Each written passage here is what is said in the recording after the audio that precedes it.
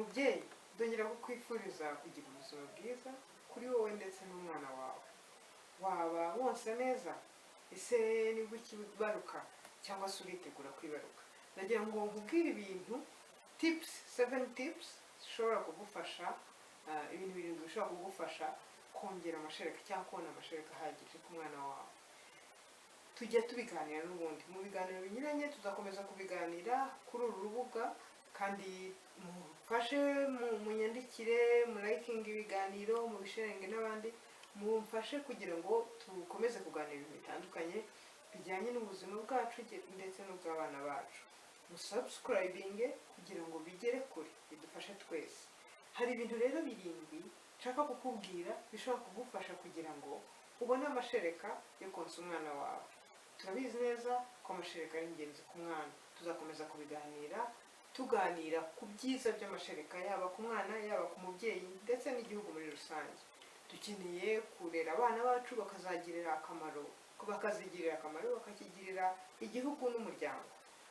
Hari ibyo bintu birindwi rero. Ikintu cya mbere ugomba kwitaho ni uko ugomba konsa umwana wawe mu isaha ya mbere akivuka. Umwana wawe igihe akivuka akeneye kumushyira ku ibere muri ako kanya. Ikorwa ry'amashereka rigirwamo uruhare n'imisemburo hormones ebyiri arizo prolactin na oxytocin. Izo oxytocin akamaro kayo ifasha amashereka kuboneka cyagihe umwana akuriye kugira ngo abe ejected. Hanyuma prolactin ifasha umubiri gukora amashereka. Iyo umubiri uvuye uwo musemburo, iyo hormone, haba hatangiye ikorwa ry'amashereka. Icyo gihe rero iyo umwana wamushyize ku ibere, umubiri wawe utangira, ubwonko buvura ya misemburo ibiri, hanyuma amashereka agatangira kuboneka. Ni ingenzi rero ko umwana akivuka ashyirwa ku ibere, ashyirwa kuri nyina, contact y'umwana na nyina nayo ifasha mu ivubura rya ya misemburo. Hanyuma rero ni ngombwa ko byubahiriza ibyo ngibyo. Icyo ni ikintu cya mbere. Umwana igihe akivuka ni ngombwa ko mu isaha ya mbere atangira konka. Ntugire impungenge ngo amashereka ntaraza. Hari ukuntu ababyaza badufasha, akagufasha agakanda ku ibere, ukabona yenda tuzi duke cyane turi kuza, ukavuga uti ubu se ko nta mashereka, ndamushyira ku ibere abona iki? Turiya natwo ni ingenzi. Hariya ni ryo tangiriro ry'amashereka. Ibyo rero ni ingenzi kumushyira ku ibere ku isaha ya mbere. Ikindi ni ukubana n'umwana mu masaha 24 mukaba muri kumwe. Nabyo ni bya bindi bifasha ubwonko kuvura wa musemburo. Umubyeyi yumva umwana, umubyeyi iyo ari en contact n'umwana, umubyeyi y'umubiri we n'uwo mwana bikoranyeho bigira akamaro mu kubaka umubano w'umwana n'umubyeyi, ariko nanone mu ivurwa cyangwa se secretion ya misemburo yombi. Ni ngombwa rero ko umubyeyi aba ari kumwe n'umwana, cyane cyane agahinja, the newborn, aba ari kumwe nawe amasaha 24. Hanyuma icyo ni cyo cya kabiri. Icya gatatu ni ukubahiriza igihe cyagenwe cyo konsa. Umwana igihe akivuka, uruhinja ni ngombwa konsa nibura inshuro hagati y'8 na 12 ku manywa na nijoro. Ukubahiriza bya bihe ni amasaha 2 hagati ya 2 na 3 hagati yo konsa n'ukundi. Ni ingenzi nabyo. Ikindi ukubahiriza za nshuro, ariko nanone ntiwonsa akanya gatoya. Ugomba kubahiriza igihe gihagije cyo konsa. Ukonsa hagati y'iminota, nanone biterwa umwana ukivuka, uko umwana agenda akura igihe kigenda kiyongera, umwana agenda amenya konka, nawe ugenda umenya konsa, ku buryo umwana uko akuze, urugero umwana w'amezi 3 aronka, nyamara rwose kumva haza akikura ku ibere byoroshye. Ariko cya gihe gitangira, ni ngombwa ko wubahiriza umwanya, ukamara nibura iminota hagati y'10-15, hagati ya 10 na 15 wonsa, kugira ngo umwana abone amashereka. Ariko n'ikorwa ry'amashereka buriya rikorwa bigendeye ku busabe bwabaye. Rero ni wonsa inshuro 6, cyane cyane ko unaniwe, nutabasha kwihangana ngo ubyubahirize, ushobora kutazabona amashereka ahagije yo konsa umwana. Rero ni ukubahiriza bya bihe, inshuro hagati y'8 na 12 ku munsi, ku manywa na nijoro, kugira ngo umwana, umubiri wawe ukomeze gukora amashereka ahagije. Ikindi rero ni ugushyira umwana ku ibere neza. Za nshuro zubahirije, ariko ntube washyize umwana ku ibere neza. Icya mbere, ushobora kubabara amabere, ushobora kurwara ibisebe, birababaza. igihe rero urwaye ibisebe ni ukuvuga ngo nyuma niba umaze icyumweru wibarutse ukaba ukibabara cyose ukababara, ni ukuvuga ko ugomba kuba ushyira umwana ku ibere nabi. Ibi rero iyo ushyira umwana ku ibere nabi ntabwo uba comfortable, ntabwo usa wumva bigushimishije, uhora wikanga kubabara, bikagabanya za nshuro wonsa, bikagabanya wa mwanya umara uri konsa. Ni ngombwa rero, ni ingenzi cyane gushyira umwana ku ibere neza. Mu biganiro byacu bikurikira tuzarebera hamwe uburyo pozisiyo ushobora konsa umwana wawe, ushobora gukoresha uri konsa umwana wawe, ariko n'uburyo bwiza bwo gushyira umwana ku ibere kugira ngo amashereka akorwe neza, umwana abone amashereka ahagije. Tuzarebera hamwe nanone kumenya ngo umwana yose neza niki cyerekana ko amashereka ndi guha umwana wanjye ahagije, ikindi niki cyerekana ko ari konka neza, afashe ibere neza. Ibyo nabyo tuzabirebera hamwe. Hanyuma ikindi kintu cy'ingenzi twavugira hamwe nabwo ngo gikurikira ni ukuryama bihagije. Kuryama bihagije ni ingenzi. Umubyeyi utaruhutse ntago umubiri we uba uri stress, ntabwo ubasha gukora amashereka ku buryo buhagije. Umubyeyi rero agomba kuruhuka neza bihagije. Ikindi gikurikiyeho ni kurya indyo yuzuye. Ni ingenzi cyane kurya indyo yuzuye. Ikorwa ry'amashereka rikenera imbaraga, icyo twita kilokalori. Bavuga ko abahanga bavuga ko nibura ku munsi umubyeyi ashobora gusupendinga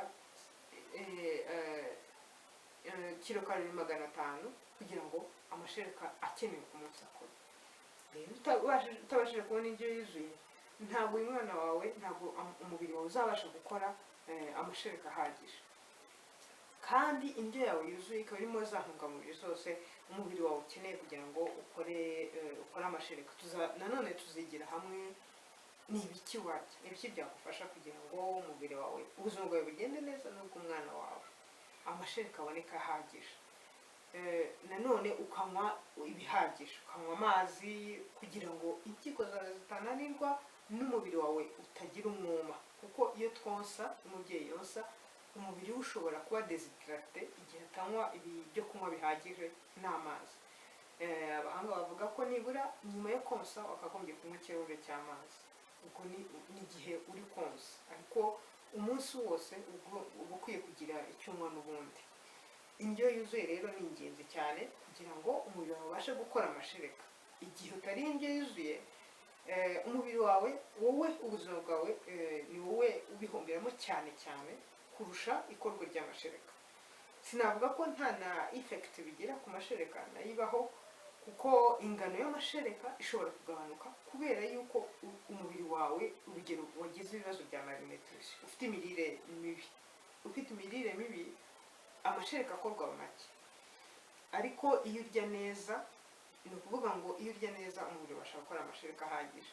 Urugero rw'uko nari mvuze nti umubiri wawe ushobora kubibabariramo, niko navuga.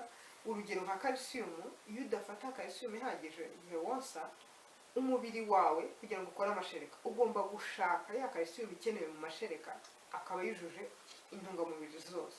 Composition, karite y'amashereka ahanini ntihinduka, ahubwo ijya gushaka muri stock z'umubyeyi, mu magufa. Ni ukuvuga ngo amagufa yawe, densite y'amagufa cyangwa uburemere bw'amagufa bugenda bugabanuka uko wonsa, iyo ibyo urya bidafite za ntungamubiri zose umubiri wawe ukeneye. Urugero navugaga nko kuri calcium. Ibyo rero ni ingenzi ko umubyeyi arya indyo yuzuye. Ibyo ni byo by'ingenzi. Ikindi ni ukwirinda stress.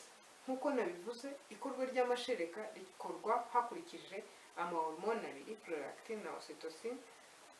Igihe rero ufite stress, umubiri uba uri kuvura izindi hormone, iyindi misemburo iza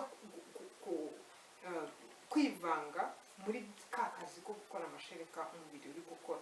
Ibi bishobora kugabanya ingano y'amashereka, ushobora kutonsa cya gihe gihagije, ushobora kudasinzira neza. Ibyo byose rero bikinterferinga cyangwa se bikivanga mu ikorwa ry'amashereka. Ibyo rero ni ibintu by'ingenzi tugomba kwitaho cyane kugira ngo umubyeyi abone amashereka ahagije. Ikindi kintu nk'inama ni uko ku bana batoya, ku duhinja, kubaha hari utuntu ababyeyi bajya baha abana twa pacifier, udupetine babaha kugira ngo yenda igihe aryamye nakanguka ataza kurira. Ibi nabyo biri mu bintu bishobora kubangamira konka k'umwana. Wambaza uti bibangamira konka k'umwana gute? Umwana igihe ashonje, igihe ashaka konka, hari ibimenyetso agaragaza. Ibimenyetso nabyo tuzabirebera hamwe kuko ni ingenzi. Umwana igihe arize, navuga ngo haba hatse agatara k'umutuku. Niyo wonsa umwana wawe ari uko arize, hari agatara k'umutuku kaba katse. Aba yashonje byageze hahandi navuga ngo atabaza. Rero hari ibimenyetso ugomba kumenya, ugomba kwitaho byo kumenya ngo ndamenya nte ko umwana wanjye ashaka konka. Igihe rero akoresha ya pacifier, hari igihe bya bimenyetso udashobora kubimenya. Na cya gihe cyo kurira, kuko ari gukurura akitiranya n'ibere, agakomeza kugakoresha, kugakururaho, hanyuma ntuze kumwongereza cya gihe cyagenwe. Ibi nabyo rero biri mu bibangamira konka k'umwana. Muri make ni ibyo nashaka kubaganirizaho uyu munsi. Mukomeze kugira ubuzima bwiza kandi dukomeze kwiyitaho. Ndongera kubasaba gukora subscribe kugira ngo ibiganiro bigere ku bantu benshi. Mumpe comment, mumbwire ibyo mwifuza ko twaganira ubutaha, mumpe inama kugira ngo twese dukomeze gufashanya no kungurana ibitekerezo ndetse n'inyunganizi. Murakoze, ndabashimira.